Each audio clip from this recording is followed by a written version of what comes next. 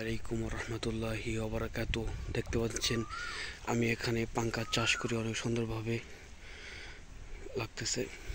সবাই আলহামদুলিল্লাহ চলে আসবেন। পাঙ্কাশ মাছ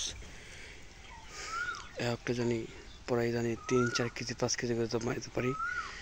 সবাই দেখবেন, আমাকে পরামর্শ দিবেন কিভাবে আমি একটা ছোট একটা পুকুর নিছি।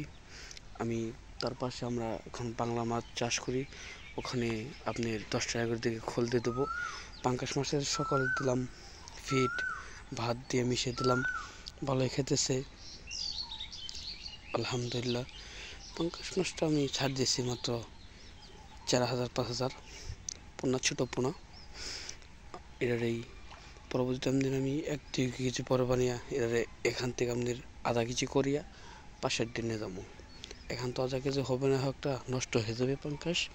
আপনার এখানে সর্বোচ্চ করতে হবে 200 গ্রাম 100 গ্রাম, সর্বোচ্চ 150 গ্রাম 200 গ্রাম, সর্বোচ্চ 200 গ্রাম করে এখান থেকে ছাঁটাই করে নিতে হবে।